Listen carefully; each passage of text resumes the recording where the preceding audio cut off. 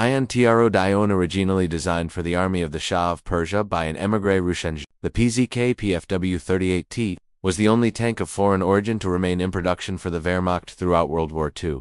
When Germany occupied the Czech provinces in 1939, it inherited the small but sophisticated Czech tank industry. The best of the new Czech tanks, the LT-38, was an essential ingredient in enlarging the Panzer force in 1939-41. The major Ichioff German tanks were armed with inadequate machine guns and 20 mm, but the Czech tanks offered an excellent 37 mm gun. The PZK PFW-38T proved to be a reliable and effective tank during the Blitzkrieg campaigns of 1939-41, making up nearly a fifth of the Panzer force. Its combat effectiveness diminished rapidly after 1941 when confronted with the new generation of Soviet tanks, such as the T-34 and KV, besides its use by German tank units. The PZK PFW-38T and its relatives were widely exported and served an diverse selection of armies, including neutrals such as Sweden and Switzerland, as well as with Germany's allies such as Hungary and Romania. It was withdrawn from frontline German service by 1943, but it remained in use in secondary roles, such as anti-partisan units. Manufacture of the tank version of the PZK PFW-38T ended in the summer of 1942, but the chassis remained in production throughout the war for a variety of guns and tank destroyers. This book deals with the tank variants of this prolific model. The Iranian tanks were deployed in the new Imperial Mechanized Brigade. It consisted of 3 regiments: the 1st Anti-Aircraft Regiment, equipped with 75 mm Bofors guns towed by Marmon Harrington trucks, the 2nd AFV Regiment, and the 3rd Mechanized Infantry Regiment. The 2nd Regiment was based on 3 battalions: a light tank battalion with AH for tank, a medium tank battalion with the LTH light tanks, and an armored car squadron with a dozen Marmon Harrington armored cars. The history of the Mechanized Brigade is obscure. A 1940 Indian Army intelligence report offered a disparaging view of its military effectiveness. The tanks are seldom seen except on the day of the annual review when the brigade is smartly turned out. The personnel are indifferently trained in. The tanks are badly driven across country, being frequently stalled at Tapastakos. The brigade would appear to have been intended to serve as a palace guard for the Pahlavi dynasty in Tehran. It is not known if it was involved in any of the fighting following the British-Soviet invasion of August 25, 1941, nor is it clear whether the tanks took part in the separatist civil war in 1946. The LTH remained in service well into the 1950s. The new LTH design proved to be a success in the export market, attracting attention from several armies. The Spanish Civil War demonstrated the vital role of tanks on the modern battlefield, and there was a binge offer armament in Europe, since several of the potential clients expressed interest in a somewhat lighter and less expensive tank. JKD developed a derivative with lighter armor. The firm signed several export orders in quick succession in 1937. On May 27, 1937, the Latvian army ordered 21 LTL tanks in the lighter configuration and armed with 20 mm Oerlikon cannon. In the event, Latvia later switched its order to the heavier LTH configuration, but the Soviet occupation in March 1940 put an end to the program before the tanks could have delivered. As will be detailed later, these ended up in the Slovak army. The next order came from South America. In 1933, tanks were used for the first time in South America during the Gran Chaco War between Bolivia and Paraguay. This prompted the Peruvian army to establish a tank force. After studying several designs, in 1937 Peru selected a version of the initial Latvian LTL design, called the LTPP equals Peru by KD and the Tank 39 by Peru. A prototype was delivered to Peru in the autumn of 1938. Peru eventually received 24 LTP tanks through March 1939. A few were used in July 1938. Suppressing a military coup d'etat in Lima. A company of these tanks was used in combat during the July 1941 border dispute with Ecuador. Curiously enough, 2 of the tank commanders were Czechs who had arrived in Peru to serve as trainers and advisors. The LTP tanks proved very popular in Peruvian service. During World War II, the United States provided 30 M3 Stuart light tanks, but the Peruvian army found Czech tanks to be more durable. As a result, in 1947, Peru attempted to buy 20 upgraded LTP tanks of welded construction with a tetradiesel engine and the more powerful A7 gun. The contract negotiations dragged on and were finally cancelled by the Communist government in 1951, which complained that Peru had become a vassal of American imperialism. A small number remained in Peruvian army service into the late 1980s and were used in counterinsurgency operations against the Shining Path guerrilla movement. Another European sale materialized in 1937 after German and Swedish firms rebuffed attempts by the Swiss army to purchase tanks. The initial offer was for a version of the AH-4, but the Swiss wanted a heavier tank with 24 mm armor, a Swiss Sauer diesel engine, and a Swiss 24 mm Pak 38 cannon. Eventually, a contract was signed for the delivery of 12 Progotal HH equals Helvetia tanks to the Swiss Army, plus a licensed production agreement. The first 12 tanks were finally delivered to Switzerland in May 1939 in the midst of the German occupation of the Czech provinces. They were designated as Panzerwagen 39, PZW 39, in the Swiss Army. Swiss plans to build more tanks were complicated by the German occupation, and in the event, only an additional 12 tanks were completed in Switzerland as knockdown kits provided by KD. These tanks were deployed in tank platoons in the Swiss infantry divisions, with 4 tanks per platoon. In later years, the platoons were consolidated into larger Kompanieskonsting of 2 platoons, with 8 tanks. These 3 companies were attached to the 3 light brigades. After World War II, many of the tanks were retired to war reserve, but a company, Czechoslovak Army requirement from 1935 to 37, the Czechoslovak Army acquired 298 LTVZ 35 tanks based in the Koda G2A design. This tank is better known by its later German designation of PZK PFW 35T. Rather than compete for the domestic orders, Koda and WWII came to a cartel arrangement with both firms sharing in the construction program. However, they continued to compete for the In 1938, the Czechoslovak Army decided to increase its tank force, and decided to acquire a new light tank design rather than extend the production of the LTVZ-35 PKD. Offered its TNHS design, which was based in the previous TNH layout but with a more powerful, license-built Scania Vabis engine, a modified turret with a bustle, and the improved A737M. Following the completion of the prototype in early 1938, the TNH underwent a series of trials, along with improvements. The prototype was demonstrated to Czechoslovak Army officials in 1938. Its excellent performance led to its selection over a rival Koda offering, followed by a contract for 150 tanks. The new type was officially accepted for Czechoslovak Army service as the LTVZ-38 on August 31, 1938. Drive-down costs. KD received Army approval to offer the new design for export even before series production had begun. The first to countries to show interest were Sweden and Britain. The original prototype designated as the TNHP was shipped to Britain in February 1939 for trials by the War Mechanization Board in Farnborough. Any potential sale was cancelled in June 1939 after the German occupation. The Munich crisis of 1938 significantly disrupted Czechoslovak Army modernization plans. Following the Munich Agreement of September 30, Germany absorbed Czechoslovakia's western border, the Sudetenland. The original plans had called for the completion of all 150 LTVZ-38 tanks by March 1939, but this was delayed by contract negotiations and other complications. In the event, number LTVZ-38 tanks were received by the Czechoslovak Army. On March 15, 1939, Germany occupied the remainder of the Czech provinces under a nominal protectorate of Bohemia and Moravia and permitted the formation of an independent Slovak Republic. Negotiations over the sale of tanks to Sweden continued, but the German occupation pushed off any action for nearly 2 years. Into German SCR Weiss in May 1939, a German delegation from the Heereswaffenamt Army Weapons Department visited WWII as part of a German program to assess the future role of the Czech armament industry within the Reich.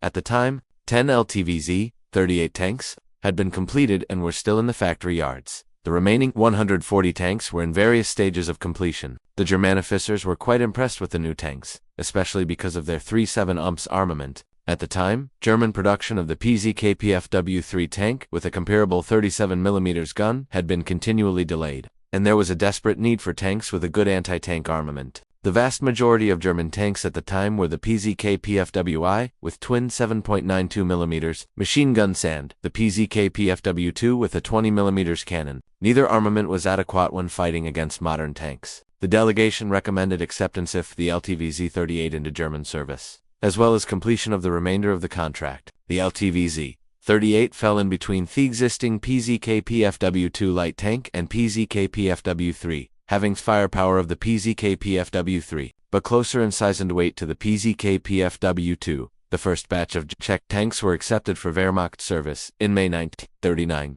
as the LTM-38 light tank Munster 38, which was simply a German translation of the Czech name, or as LTM. In unit, it was usually referred to as the Panzer 3T due to the similarity of its armament to that of the German medium tank. In January 1940, the standard designation PZK PFW-38T was introduced. The KD company was taken over by German management and was renamed as BMTM Bohemia Moravia Industrial Plant. The original production run from the Czechoslovak Army contract was designated SPSPSV-38T. 1.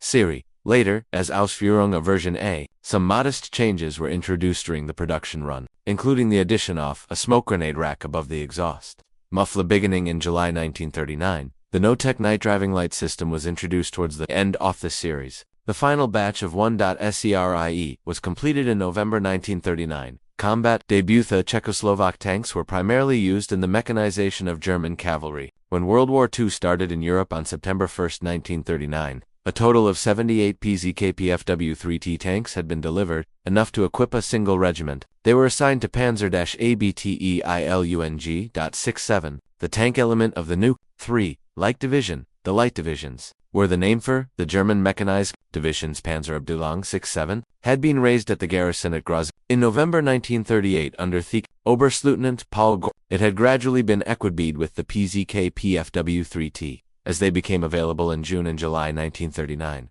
the regiment received 57 tanks prior to the start of the Polish campaign, 55 of these being the standard tank and 2 PZK-PFW-3T, ALSBEF.WG, common tanks. The regiment was organized into 4 companies, and since not now PZK-PFW-3T were available yet, each company had 1 platoon Zug with PZK-PFW-2 and 2 with the PZK-PFW-3T. The division saw combat with Heeresgruppe SD on the southern front in Poland, including the Bzura River battles. Total losses were 6 or 7 tanks, with many others damaged. The knocked-out tanks were later rebuilt.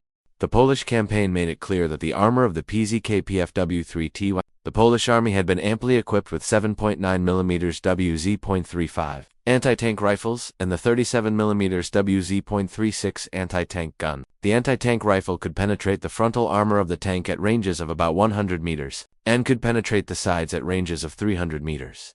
The Polish 37 mm anti-tank gun, Allison's produced version of the Swedish Bofors design, could penetrate the Skiff 3T at normal combat ranges. Various 75 mm field guns were also housed in an anti-tank role, and also were effective against the relatively thin armor of the PZK-PFW-3T. This protective weakness was not unique to the Czech design, and was a common problem with all of the German tanks of the series. This resulted in a variety of schemes to improve the tank's frontal armor. From an organizational standpoint, the army judged the performance of the Panzer divisions to have been superior to that of the light cavalry division. As a result, the cavalries for light divisions were rebuilt as Panzer divisions prior to the 1940 campaigns. Early revisions, though the Waffenamt was not especially enthusiastic about accepting foreign designs, the Czech industrial capacity was an attractive shortcut to quickly build up the Panzer force. In July 1939, BMM received a second production contract for 325 PZK, PFW-38T tanks. The intention was to modify the design with more German subcomponents. This included the substitution of German radios at the factory and some German The first batch of 110 tanks entered production in January 1940, and these were designated as 2.SERIE or AUSF. B. This contract was issued prior to the Polish campaign, and so the armor level remained the same. With adoption of German radios, the prominent insulated tube on the left side for the old Czechoslovak radios was removed. Tool stowage was standardized in the fenders following the usual German practices. The periscopic sight fourth commander had an armored cover added, and a sheet metal rain gutter was added over the gun sight aperture. The wheels were modified with a wider rubber tire. The next batch of 110 AUSFC opening parenthesis 3.SERIE was manufactured from May to 1940. The first batch of tanks was essentially similar to the AUSFB due to delays in introducing intended improvements. The most significant technical improvement was the increase in armor based on the lessons of the Polish campaign. The frontal hull armor was increased from 25 mm to 40 mm, although some of the first tanks in this batch still had the thinner armor. Splashguard was added on the front hull roof to shield the joint between theater and hull. Technical DHSR APTIUN, the PZK PFW-38T, used a conventional configuration, with the fighting compartment in the front and the engine in the rear. There were 4 crew members, consisting of a tank commander, gunner, in the right side of the turret, the loader in the right side of theater, the bow machine gunner, radio operatoren, the left side of the whole front, and the driver on the left side. The turret crew had bicycle seats suspended for the turret race, the circular base on which the turret rests. The 2-man turret crew was smaller than the 3-man crew preferred in German medium tanks, which meant that the commander had to double up as. Unlike early German light tanks, the PZK PFW-38T had a Vision cupola for the commander with protected episcop. The fighting compartment was very cramped and did not provide adequate room for normal crew stowage. As a result, most PZK PFW-38T eventually had additional stowage bins fitted extra. These were not included on the tanks when manufactured at TBMM, but followed several distinctive. This suggests they were added by the depots such as the main Vienna depot. Prior to being Issuetto troops, the main gun was a Kota A737 MCL-48 gun. Designated as the Key WK-38T by the Germans, this Ferretta, 37mm round with better anti-armor performance than the German 37mm gun. It had 35mm armor penetration, 500 meters rather than 29mm. The basic crown was the 37mm. Biseger-4.37, the armor-piercing round, which was followed by the improved 37mm ZGR Patra-T, Got-to-T, UMG, which added a tracer, a third anti-tank round, the 37 Yumps CGR 4037T, was introduced in March 1941 with a tungsten, but it was available in smaller quantities due to the shortage of tungsten. The two machine guns were 7.9mm ZBVZ-37, called MG-37T by the turret machine gun was in a separate ball mount, so could be employed separately from the main gun by the loader, or locked to the main gun for use as a coaxial weapon. Ammunition stowage was 90 rounds off. 37mm, and 2,700 rounds of 7.92mm machine gun ammunition. The basic tank was fitted with the FU-2 radio receiver, while platoon commanders had a FU-5 transmitter as well, requiring the removal of the whole machine gun in order to provide sufficient space in the hull. The radios were mounted in one or two frames on the top of the drive shaft tunnel between the driver and radio operator. The engine was a Praga-type TNHS 2.6-cylinder, 125 horsepower, 92 kilowatts gasoline engine. The transmission in the front of the vehicle was a Praga-Wilson tip TFG. The powertrain offered a top road speed of 42 km per hour, 26 miles per hour. The tank had a range of about 220 kilometers, 135 miles GLORI days in foreign CI by the time of the 1940 campaign in Western Europe. Over 200 PZK PFW-38T tanks had been delivered. The absorption of the Czech tanks substantialiumed the Wehrmacht's tank fighting capability in 1940. The Czech tanks amounted to about 13% of German tank strength, but accounted for about half of the tanks armed with a 37mm gun. The light tanks, such as Thepsquay and PZK PFW-2, were armed with machine guns or 20mm guns. That had poor anti-armor power when dealing with the typical French tanks of Theperiad, such as the Renault R35 or Hotchkiss H39. The PZK PFW-4 had a 75mm gun designed for high explosive fire support, not tank fighting. In 1940, two of the German light mechanized cavalry divisions were built as Panzer divisions with the PSC-4 38T as their principal tank. The 2.LEICHTE- division became the 7 Panzer Division and the 3 Light Division Beckham 8 Panzer Division. To strengthen these divisions, two independent regiments that had served as Army Reserve in Poland were added to the light cavalry divisions in order to bring them up to strength. At the same time, these regiments were equipped with the PZK PFW-38T tank. This included Panzer-Regiment .25, which went to the new 7. Panzer Division, and Panzer Regiment 10, which went to the 8. Panzer Division. Overall, PZK PFW-38T strength on May 10, 1940, was 91 PZK PFW-38T and 8 PZBEF 38T and 7. Panzer Division, and 116 PZK PFW-38T and 15 PZBEF 38T and 8 Panzer Division. Due to continuing shortages of PZK PFW-38T, both divisions were fleshed out with older PZK PFWI and PZK PFW-2 light tanks. In addition, their medium companies were equipped with the new PZK PFW-4 tanks. Erwin Rommel's 7. Panzer is no doubt the more famous of the divisions equipped with the PZK PFW-38T in France. It was dubbed Death Ghost Division Gespanzer Division after its exploits in France. That division served with 4.ARMEE, part of Heer's Group A, which executed sickle cut through the Ardennes. This was not part of the Gruppeklist armored spearhead, but served on its right flank. The PZK PFW-38T proved well suited to Rommel's tactics. Instead of directly confronting the French armored force, Rommel exploited his division's mobility by using a modern version of the classic infiltration tactics of 1918. Having Belgian bordered defenses, Rommel's tanks pushed down the Morval-Flavian road towards an inevitable confrontation with the French 1E Division. The French armored divisions were substantially smaller than Thassioff, their German opponents, but they were equipped with the powerful Charby 1 bis tank and the well-armored Hotchkiss H39 infantry tank. On May 15, 1940, Oberst Rothenberg's Panzer 25 was confronted by a Charby 1 bis company of the 28 East BCC Tank Battalion outside Flavian. 5 German tanks were hit in quick succession. Rommel's eye was not on a pitched tank battle. and so he dispatched his divisional flak batteries with 88mm guns to keep the Char B1 bis tanks at bay, while his division continued westward. During the advance later in the morning, Rommell's forces caught rest of the 28 East BCC, Char B1 bis, and 25 East BCC H-39 when they were vulnerable during their refueling, and disrupted them, but kept moving. He left it up to the neighboring 5 Panzer Division to deal with their manning threat of the 1 East DCR. By May 19, 7 Panzer Division was in the vanguard of 4 Armée and reached the Cambrai area. This placed it in the middle of the tank battles with French and British units around Arras during the second week of the campaign. Once again Rommel refrained from pitting his thinly armored vehicles against the Allied tanks, and the division's infantry and 88mm guns bore the brunt of the Allied tank attacks. The 7th Panzer Division remained on the western side of the Dunkirk pocket until early June 1940. The PZK PFW-3AT proved well suited to a campaign of rapid movement, but it was not ideal for tank versus tank combat. Its 37mm gun was poorly suited to fighting against the thickly armored French tanks, which were nearly impervious.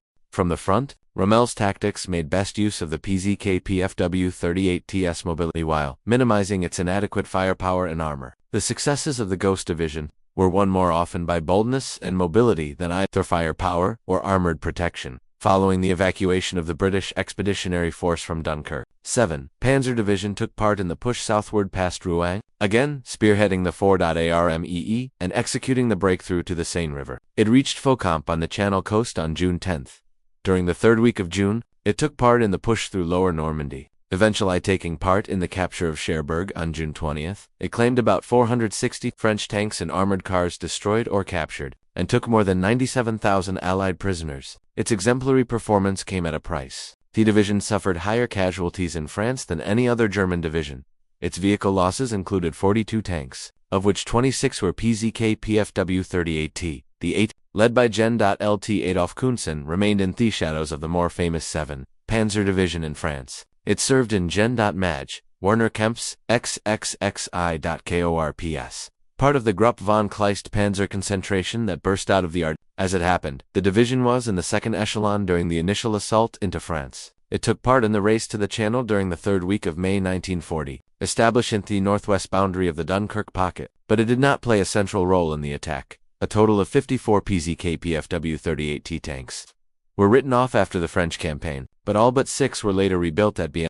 Late production VRSIO, the NES production of the PZK PFW-38T, continued. In spite of its modest firepower and armor, German intelligence on its future adversary, the Red Army, was not especially good. The overall impression was that the Soviet tank force relied primarily on types such as the T-26AN DBT-7, which were similar in firepower and armor to the PZK PFW-38T. The encounters with the heavily armored French and British tanks in the summer of 1940 were ignored in favor of rapidly building up the Panzer. In view of Russia's enormous geographic boundaries, the Wehrmacht planned to employ double the number of Panzer divisions by the summer of 1941. Czech production was vital to this goal. The final batch of 105 AUSFD opening (4.SERIE) was essentially similar to the AUSFC.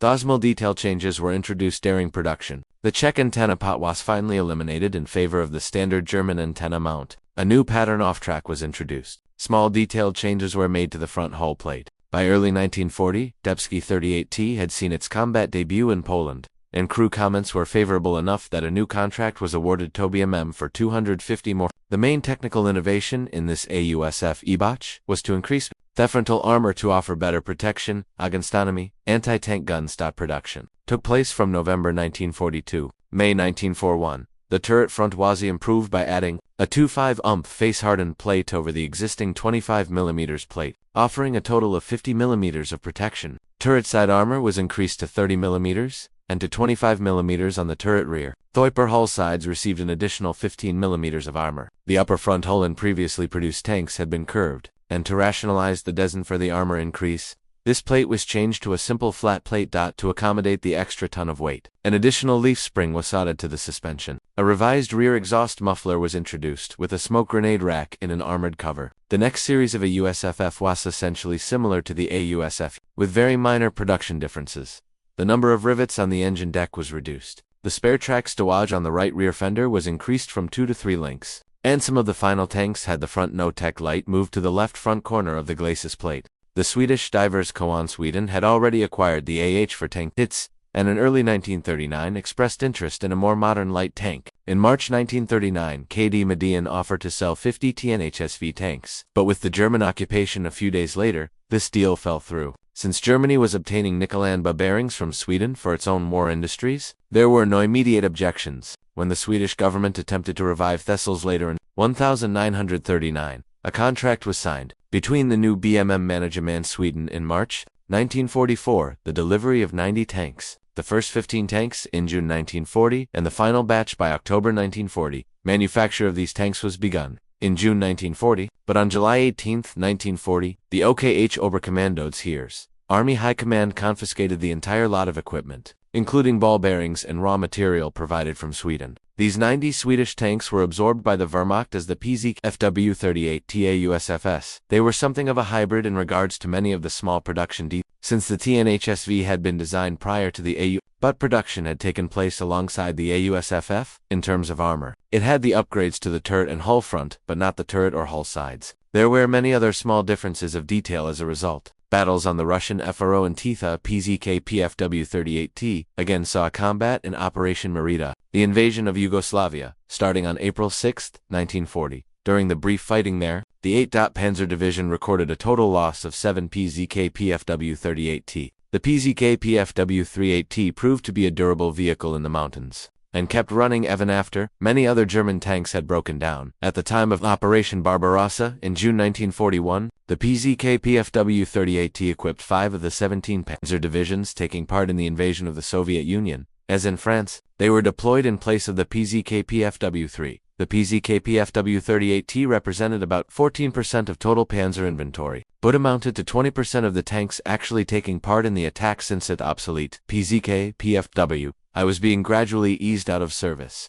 The PZK-PFW-38T was comparable or superior to the vast bulk of the Soviet tank force, which was made up primarily of the T-26 light tank and BT-7 cavalry tank. The PZK-PFW-38T had comparable gun performance to its main Soviet and better frontal armor in its later versions. Soviet tanks typically were limited to about 15 mm of armor, while the later versions of the PZK-PFW-38T had 50 mm of frontal armor. One of the main technical advantages enjoyed by the PZK-PFW-38T was that it was more durable than its Soviet counterparts, which had a low life expectancy, exacerbated by a shortage of spare parts. The PZK-PFW-38T was completely outmatched by the Soviet T-34 and KV tanks, though these types were rarely encountered in the summer 1941 fighting.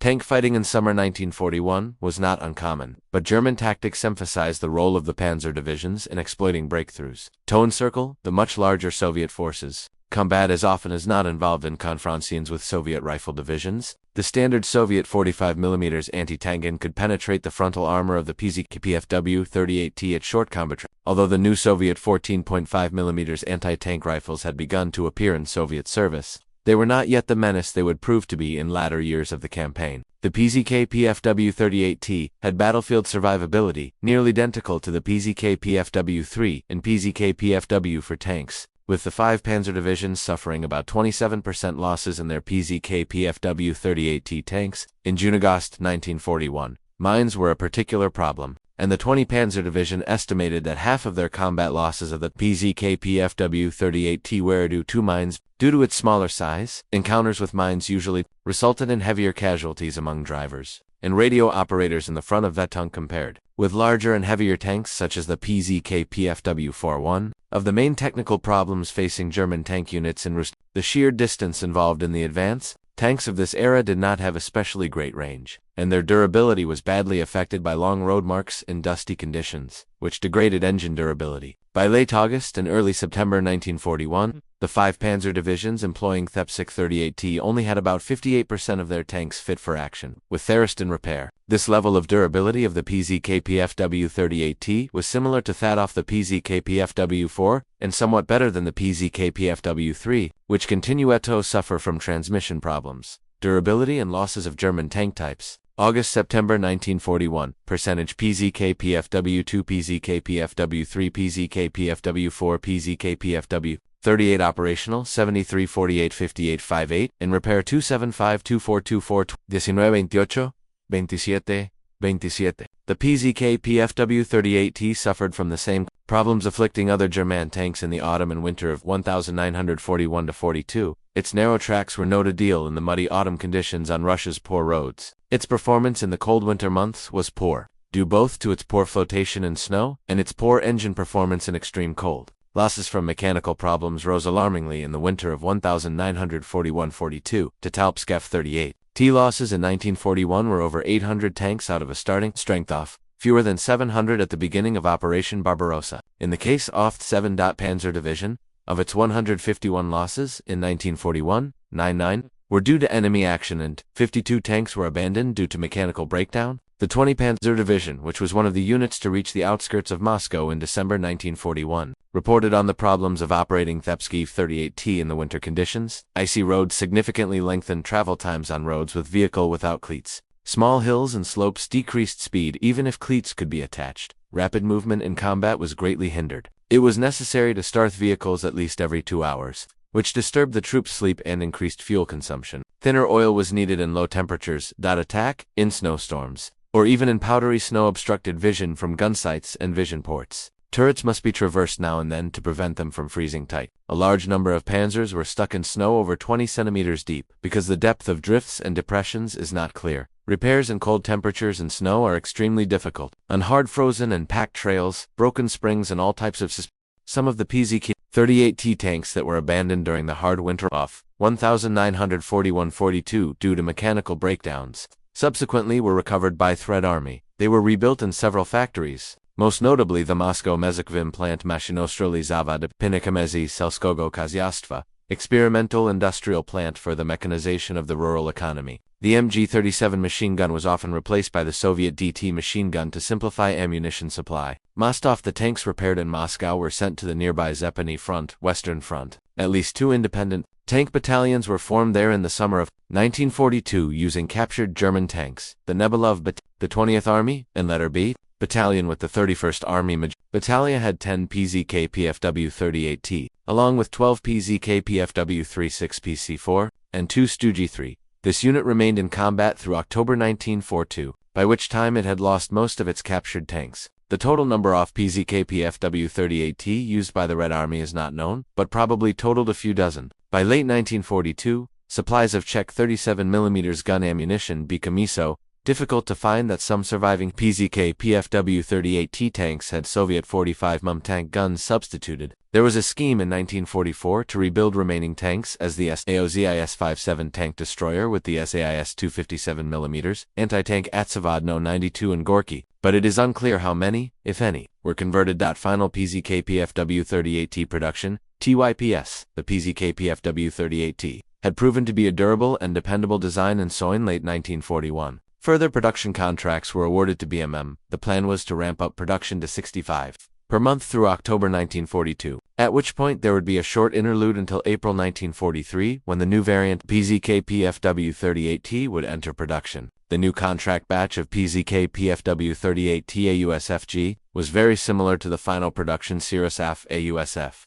One of the main efforts was to simplify production. As a result, the armor shifted from sandwiched, face-hardened armor to new homogeneous 50mm plate armor on the turret, superstructure, and hull. Other small changes were made too, including a reduction in the number of rivets on various locations. By early 1942, it was becoming obvious that tanks armed with 37mm GNs were completely inadequate for operations on the Russian front due to increasing prevalence of T-34 and KV tanks. More firepower was needed, but the PZK PFW-38T had too small a turret ring to accommodate a 50mm. There was no simple way to increase the turret ring diameter sufficiently short of completely redesigning the tank. Furthermore, by this stage of through, the Wehrmacht preferred 3-man turrets, not the 2-man turret of the PZK PFW-38T, which overworked the commander. Work was already underway to convert obsolete PZK PFWI tanks into Panzer tank destroyer configurations by mounting a large anti-tank gun and an open. In January 1942, the Waffenamt decided to cease production of PZK PFW-38T tanks in favor of using the chassis for tank destroyers. Off das Fe. G opening parenthesis 7.SERIE. 306 were built as light tanks, and the remainder as tank destroyers of the Marder III family. The BMM production lines in May-June 1940 produced both types, and the last PZK PFW-38T, chassis number 1526, left the factory on June 20, 1942. The total number of PZK PFW-38T tanks was 1,396, plus 37 for the Slovak Army. The decline of the PZK PFW-38T because of the decision to end PZK PFW-38T production. The Wehrmacht had to decide about the fate of the 5 Panzer divisions still equipped with these. At the beginning of night, there were only 381 PZK PFW-38T operational in the Russian front due to the heavy losses in the hard winter of 1941-42. Further complicating this issue was the work underway to field the new 22 Panzer with the PZK PFW-38T, as well as a plan to reinforce the Hungarian army with 100 PZK PFW-38T. After studying several alternatives, Berlin decided to let the Panzer divisions located in Heeresgruppe Nord and Mid-Army Group North and Center to atrophy, with their PZK PFW-38T inventory declining from regimental to battalion strength. Instead, the units sent to Heeresgruppe SD would be given preference for replacement since the plans for the summer campaign envisioned this sector as being the focus of operations for the Osti or Eastern Army. Fallblau Plan Blue was intended to push towards the Don River and to seize the Soviet oil fields in the Caucasus. In the event, 7. Panzer Division was shipped back to Western Europe for construction in early 1942 and left its PZK PFW-38T behind with 1. Panzer Division and 2 Panzer Division. These were deployed in small Kampftruppen battle groups, which gradually evaporated due to combat attrition. Through 1942, the 1 Panzer concentrated the PZK PFW-38T in Kampfgruppe and found them to be of declining value as more and more T-34 tanks appeared on the battlefield. They reported in April 1942 that these Panzers were knocked out by the T-34 at ranges of 200 to 800 meters. The Panzer 38T can destroy or repulse a T-34 at these ranges. Because of its gun, a T-34 can knock out an attacking Panzer at long range. The 12th Panzer Division was converted to the PZK PFW-3 in 1942, and so this left only 3 divisions, 8, 19, and 20, on the Russian front with dwindling number of PZK PFW-38T through the spring and summer 1942 campaigns. Swan Song of the PZK PFW-38T. Fallblau, the largest concentration of PZ-38T tanks in the campaigns in the spring and summer of 1942 belonged to Panzer-Regiment 204 of the 22 Panzer Division. This unit was formed in France in 1941 and saw its combat in southern Russia in March 1942. When initially arriving in Russia, it had only 2 of its 3 tank battalions. With a strength of 77 PZK PFW-38T tanks, the 22 Panzer Division was assigned to Heeresgruppe SD in anticipation of the Fallblau campaign to capture the Caucasus oil fields. The hardened veterans of the 1941-42 winter campaigns derisively labeled the new unit as the Eau de Cologne Division because it arrived from the west and evaporated quickly. Like many inexperienced units, the division mystically believed that the Red Army units could easily be overwhelmed by a brisk tank attack. The division's combat debut on March 20, 1942, near Novomikhailov-Kane, the Kerch Peninsula in the Crimea, was a debacle. A total of 33 tanks, including 17 PZK PFW-38T, were destroyed by the Soviet anti-tank defenses and tank counterattacks, and many more tanks damaged. The division was subsequently pulled back for further training. The 3 Abteilung of Panzer Regiment 204 finally arrived in April, but spent much of the spring and summer campaign detached as Kampftruppe Rad. The division received replacements, including some new PZK PFW-3 tanks, prior to the renewal of the attacks against the heavily defended Kerch Peninsula in May 1942. In early May 1942, the 22 Panzer Division was committed to Unternehmung Operation Bustard Hunt against the Soviet Crimean front guarding the approaches to the Kerch Peninsula. The PZK PFW-38T still remained a viable tank in this theater, as Red Army tank strength contained large numbers of light tanks and fewer T-34 and KV tanks. Prior to the German offensive on May 8, 1942, Soviet tank strength in the Crimea totaled 178 tanks, of which 139 were T-26 and T-60 light tanks, both of which were vulnerable to the 37mm gun of the PZK PFW-38T. In contrast to its performance in March 1942, by May, the division had learned its lessons and no longer underestimated the Red Army. During the German attack on May 8-9, the 22 Panzer Division made a deep penetration of Soviet prompting the Crimean front to commit its 55th Tank Brigade and 229th Separate Tank Battalion to a tank counterattack. In the ensuing tank skirmishes on May 9 against Panzer Regiment 204, the Soviet tank units took heavy losses. By May 11, the Soviet 55th Tank Brigade had been reduced from 46 to 20 tanks in 3 days of fighting, and the 229th Separate Tank Battalion had all 11 of its KV Tanks destroyed or disabled. The attack by the 22 Panzer Division was instrumental in enveloping the Soviet 47th Army and pinning it against the Sea of Azov. Following its successful use at Kurt, the 22 Panzer Division was returned to Heeresgruppe SD for a succession of attacks against the Soviet Southwest Front, starting with Operation Wilhelm, June 10th to 15th, Operation Frederikus II, June 22nd to 25th, and Operation Braunschweig after June 28th. In the third week of July 1942, the division took part in the Don River Campaign, advancing to Rostov-na-Don. They got way to the Caucasus. It was subsequently transferred to Heeresgruppe where it was used to support the weak Italian 8A Armata Armir Armada in Russia. At the end of August 1942, the 3./PZ.RGT.204 was detached permanently from the division to form Gruppe Mik, the seat of the Panzer-ABTEILUNG.127 for the newly formed 27 Panzer Division near Voronezh. This badly understrength formation had barely 26 PZK PFW-38T and was used to the fighting along the Don and Donets rivers, where it was gradually reduced to a handful of tanks by the late autumn. Having lost one of its 3 tank battalions, by the early autumn of 1942, the X-102 Panzer Division had only about half of its starting tank strength. With around 50 PZK PFW-38T still in service, it was partly reorganized in October 1942. Giving up all but 5 of its PZK PFW-38T2, the new Panzerverband 700, during the Soviet counteroffensive in November 1942. Operation Uranus. The division attempted to prevent the encirclement, off 6.ARMEE, but barely escaped the encirclement itself. The commander of Heeresgruppe Don, Erich von Manstein, labeled the division a complete wreck. Panzer-Verband.700 was formed at the end of October 1942 and used horn force, the weak Hungarian Second Army on the Stalingrad front. By this stage, its PZK PFW-38T tanks from the 22 Panzer Division were badly worn out, and by the end of November 1942, only 17 of 50 tanks were operational. The unit complained that, due to its armor and armament, these Panzers can't be used to fight Russian tanks. The TIP 38T can only be classified as totally outdated. Also, it is mechanically unsuitable for planned employment in arid areas. At temperatures of over 30 degrees Celsius, the engine overheats sound stops. To fulfill the assigned objective, the unit must be outfitted with at least the PZK PFW-3 Lang.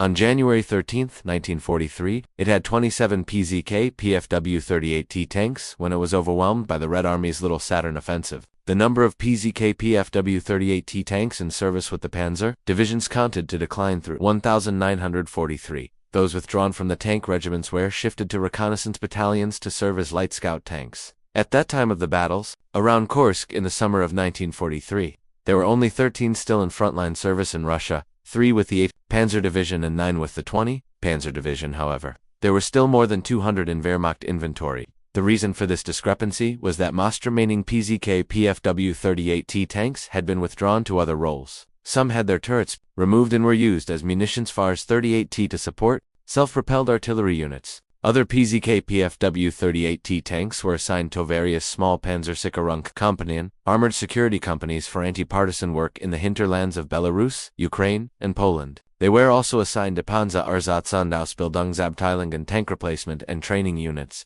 On occasion, these training tanks were pressed into combat service in the desperate days of 1944-45, as can be seen in some of the accompanying photos here. The most significant of their new missions was their use by German armored units. Anti-partisan tanks, INS, PEKTION.10, of the Wehrmacht's Railroad Engineer Office was raising and equipping armored train units, Eisenbahnpanzer. These units were not especially significant in 1939-41. The invasion of Russia in 1941 created the need for a larger number of more sophisticated armored trains to protect the railroad lines from Soviet partisans. The Wehrmacht adopted the Polish tactic of assigning tanks to the armored trains. The tanks were useful since they could be dismounted from flat cars and carry out missions away from the train in support of the train's infantry detachment. At first, the German armored trains used war booty French tanks including Semua Est, the Renault FT, and the Hotchkiss H39. By 1942, Inspection 10 attempted to standardize the configuration of the armor, with the PZK PFW-38T being withdrawn from frontline service. These became available for use by the railway units. At first, these were deployed from ordinary railroad flat. In 1942, a dedicated rail car was developed for the PZK PFW-38T. called the Panzerkampfwagen, as part of the program to develop a standardized armored train. The BP-42, Behelfsmajerbser, the armored trains organized under the BP-42 and Thelator BP-4 for configurations, had two of these specialized tank cars, usually positioned on either end of the train. The Panzerkampfwagen nestled the CFC-38T low in its frame in order to offer better protection, and had folding ramps at the front to make it easier to deploy the tank from the train. Asterisk.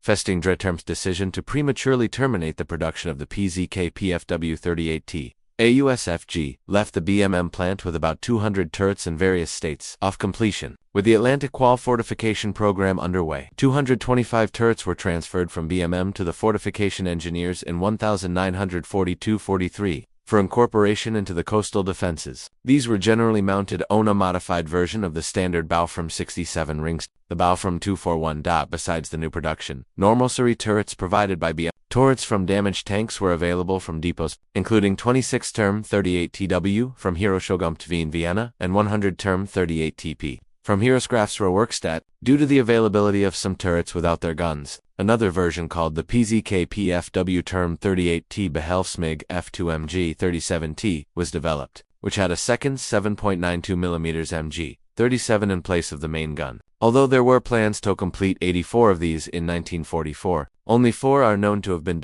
Festing Bruno in April 1945. The table below indicates the disposition of turrets based on a March 1945 report. The turrets listed for the Atlantic Wall and to the Sud Wall on the French Mediterranean coast, mainly to Marseille, and it seems likely that some of the turrets saluted elsewhere on the Mediterranean coast in fact ended up in France, since tallies of theft fortifications on the Sud Wall show that there were at least 30 assigned to the French Mediterranean coast and 8 more to the Pyrenees. Many of the turrets emplaced on the Greek islands remained in Greek service through much of the Cold War. When the Bulgarian People's Army retired its handful of PZK PFW-38T in the 1950s, they were converted into bunkers on the southern border with Greece. In the early 1960s, when Sweden's obsolete Stridsvagn M41 were converted into turretless armored personnel carriers, the spare turrets were used to create defensive positions around important military facilities as air bases. These in-place turret bunkers remained in service well into the 1980s. Next generation PZK FW-38T N.A. The Surin design team at BMM had been working on a next of the PZK PFW-38T since 1939. This was originally intended to replace the PZK PFW-38T on the production lines in the autumn of 1942. Prospects for continued reduction of the PZK PFW-38T as a battle tank came into increasing doubt by early 1942 due to the performance of the 37 UMPS gun against the new Soviet. In the meantime, another application for the tank had emerged. In July 1940, the Waffenam circuit a requirement for electroreconnaissance tank to 3 tank plants. Kota BMM offered its new generation's 38T, called variously the Progation HNA PZK PFW-38TNA New version, or PZSPWGEOSV BMM. It was armed with the improved 37mm Kota A19 gun, and was powered by a 220 horsepower Praga or gasoline engine. Armor was 50mm on the gun mantlet, 30mm on other front panels, and 25mm on the sides. The first of 5 prototypes was completed in April 1942 and sent to the Kummerstorproving ground for trials against the T-15 and the MAN VK-1303. Designs were faulted for having a shorter range than their German rival, and the 37mm gun meant a very crowded chariot interior compared with the smaller 20mm gun in the VQ-1303. Curiously enough, there were plans to re-equip all 3 designs with a 50mm gun, in spite of the complaints about the limited space with the smaller 37mm. Czech accounts indicate that the test board favored the BMM tank in no small measure due to its robust powertrain. This vehicle later served ASD automotive basis for the Jagdpanzer 38T Hetzer. In the event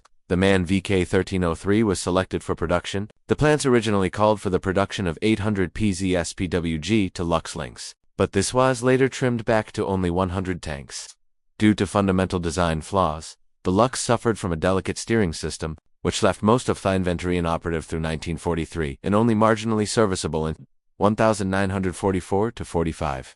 There were seldom more than 24 of the type in service at any given time.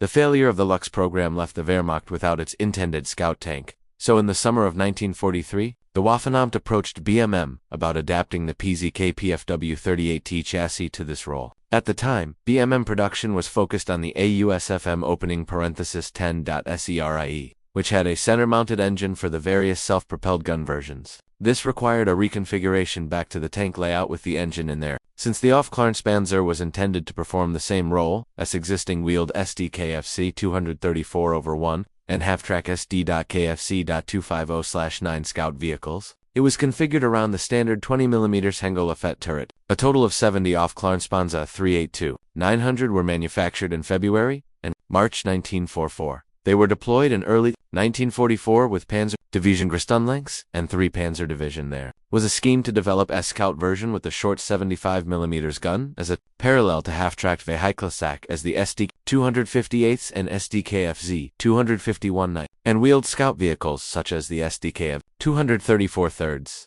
Although 2 prototypes were built in 1944, it was not accepted for production, presumably due to the higher priority afforded to the new Jagdpanzer 38 Hetzer assault gun. Export PZK PFW-38T, Sweden. After the Wehrmacht took over the Swedish tank order at the BMM plant, the Swedish army continued in its quest to obtain the TNH-SV equals Svenska. The German government refused to divert BMM production capacity for such exports, so license production was offered as an alternative. Scania Vabis was assigned as the Swedish manufacturer, and various components such as a Scania Vabis engine were provided to BMM for incorporation into a modified prototype. In early 1941, BMM transferred manufacturing, plans and assembly jigs to Sweden, and the TNA prototype was shipped from BMM in late May 1941. The Swedish version was designated as Sturv M41 combat vehicle, and a total of 100 tanks were built. These were deployed with the Skirmanlands Panzer Regiment, P3, later incorporated into the 10 Skirmanlands Panzer Brigade in early 1943. The Swedish tanks were powered by a Scania Vabis L1664, offering 1 for OHP. In comparison to the Czech-manufactured tanks, the Swedish turret had a flat roof over the rear bustle. The armament was a 37mm Bofors M38 gun. Program was successful enough that the Swedish army decided to acquire a second series of 100 tanks in the improved Sturv M41 SI configuration, as part of the effort to equip all 3 army corps with a tank. The initial version was retroactively designated as the SDRV M41 SI. The C version introduced thicker frontal armor, increasing from 25mm to 50mm, and so necessitating a more powerful L603 160 horsepower engine. The chassis was lengthened to accommodate the new engine, and improvements were made to the turret. The second batch was delivered from October 1943 to March 1944, principally to Skaraborgs Panzer Regiment P4 in SK Gov. * in the event. Only 104 tanks were delivered of the 122 ordered. The remaining chassis were used as the basis for the SAV M43 10.5 cm assault gun. The STRV M41 SI and C tanks remained in Swedish Army service in dwindling numbers until 1957. Some were used as the basis for other but 220 were rebuilt into the PVB 301 armored personnel carrier in 1960-63, which kept the chassis in service into the early 1970s. As mentioned, the turrets were recycled as static defense pillboxes Slovakia, while Berlin refused to export new tanks to neutrals such as Sweden, it made some modest exceptions for Allied armies such as Slovakia. After the Slovak occupation in the 1939 invasion of Poland alongside the Wehrmacht, the Slovak army hoped to build up its armored force along the lines of the original Czechoslovak fast divisions. Berlin was reluctant to supply so many tanks while still creating its own new panzer divisions, but allowed a contract to Bazzani in April 1940. The delivery of these 10 LT-38 tanks to the Armored Regiment in Martin was completed on February 10, 1941. A second contract for a further 20 LT-38 tanks was signed in September 1940 and delivered in June 1942. The BMM plant still had a batch of 21 unarmed LTL light tanks in the factory grounds that had been built for Latvia but never delivered. BMM proposed to arm these with the usual Koda A7 37mm gun instead of the intended 20mm Orlikon, with the designation changed to LTS Slovakia Pers. These, and they were delivered in November 1940 ahead of the LT-38. They were designated as LT-40 in Slovak service. In the event, these tanks were not yet armed, so 7 of these had their gun apertures played over and used as command tanks for Operation Barbarossa in June 1941. The remainder were armed in December 1941 and gradually sent to the Russian front. The 10 LT-38 and 7 LT-40 command tanks were used alongside 30 older LT-35 tanks to form a tank battalion Kubornia under the Slovak Mobile Group organized for participation in the Russian campaign. The Mobile Group took part in the 1941 invasion of the Soviet Union, fighting along the southern route from Lvov to Kiev. In July, it was expanded into a mobile brigade, and the tank element expanded into a tank regiment as additional tanks became available. In late August, it was elevated to a mobile division, but by this time most of its tanks were worn out and had been returned to Slovakia for repairs. 2 platoons of tanks returned to the Russian front in late October, serving in the campaign in southern Russia and the Crimea, but losing most of their tanks in the January-February 1942 fighting. The mobile division was formally redesignated as an infantry division in August 1943 after its heavy losses in the Crimea. Slovakia attempted to purchase additional LT-38 tanks to make up for combat losses, but was rebuffed several times by Berlin. In June 1943, Berlin finally consented to an order for 57 tanks, but since the PZK PFW-38T was no longer in production, these came from German stockpiles at the Vienna depot. The first were delivered in August 1943, and a total of 37 were received at the time off the last delivery in July 1944. These were an extremely mixed bag of types, including all variants from a USFA to a USFG. Some of these tanks took part in the Slovak uprising against the Germans in August 1944. Hungary, the Hungarian Honvéd Army took part in the invasion of the Soviet Union, 1941, and deployed its fast corps, which included 60 Ansaldo L3 tankettes and 81 Toldi light tanks. These tanks were obsolete in modern battlefield, but Germany proved very reluctant to sell any modern tanks such as the PZK PFW-3 or PZK PFW-4. The Honvéd settled on buying 102 PZK PFW-38 TAUSFF and AUSFG from German stocks. The PZK PFW-38T was known as the Koda T-38 in Hungarian service, and these were delivered from November 1941 to March 1942 to create the new 1 Panchelos Hadastali, 1st Armored Division. 3 more PZK PFW-38 TAUSF-C were also transferred from German stocks later in the year. The 1st Armored Division began the Red Army in a series of battles along the Don River began July 18, 1942. Contact with Soviet T-34 and KV tank units made it clear that the 37mm gun on the PZK PFW-38T was complete, and nearly half the T-38 tanks were lost in combat in the 1942 fighting. The 1st Armored Division was holding a sector of the Don front north of Stalingrad at the time of the Soviet offensive on January 12, 1943. It fought as part of the German Corps Kramer. Alongside 2 German infantry divisions, the division retreated from the Uriv bridgehead, about 70 kilometers back from its initial positions towards Novi Oskol and Karacha. Its attempt to create a defensive line failed, and the division was forced into Anather, fighting withdrawal back to the Donets River near Belgorod. On February 8, 1943, the Don battles destroyed the Hungarian Second Army, but 1st Armored Division was the only division to emerge partially intact. It lost its entire inventory of T-38 tanks except for a few that had remained behind in Hungary for training. License produced the Koda LT-35 as the R2, and this was one of its principal tanks at the time of the invasion of the Soviet Union in June 1941. The Romanian armored force was largely destroyed in the 1942 fighting that culminated in the disastrous Stalingrad campaign. The collapse of the ill-equipped Romanian army formations was a central cause in the collapse of the Stalingrad front, and forced the Germans to reconsider their miserly arms policy. As the first stage in rebuilding the Romanian army, the Germans began the Birnbaum program, under which 50 worn-out PZK PFW-38 T-light tanks were shipped directly to Romanian units in the Kuban bridgehead in March 1943. These were mostly old tanks from the 22 Panzer Division and its successor units. They formed an independent tank battalion, Battalion Old Caroler de Lupta de 38, but less than half the tanks were functional and it took time to repair the remainder.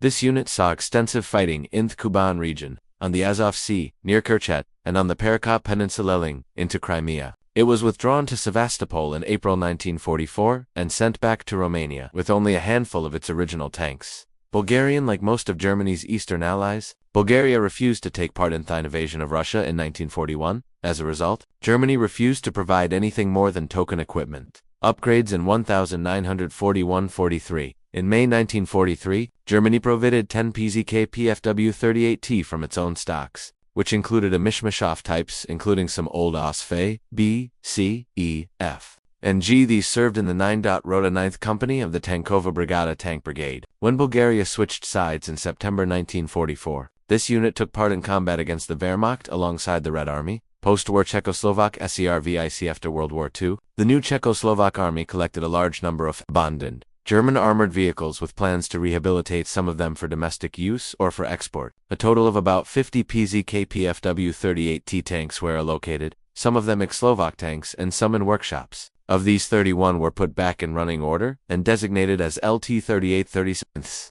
the 37 indicating the 37mm gun. They were deployed with the 21 and 22 Tankové Brigady, with the 1 Motorizovan device in Prague and the 3 Motorizovanades in Hot. They remained in service into the 1950s, when they were replaced by Soviet equipment. At least 2 were still in service as with the Jan Zika Military School in Trocnov as late as 1959. The Czechoslovak armaments industry hoped to re-establish itself in the world export market after World War II, and the KD Company began offering armored vehicles for international sale. The first success came in 1946 when a deal was signed with Switzerland for the production of 100 Jagdpanzer 38 Hetzer assault guns as the Panzerger G13. A deal to sell 20 new IVB tankettes and 20 LTP light tanks to Bolivia fell through for political reasons, but 20 new Praga AH-4 HB tankettes were sold to Ethiopia in 1950. There were some hope to sell a light reconnaissance tank based on Jagdpanzer 38 chassis to Switzerland and other export clients, armed with a new Kota 57mm gun.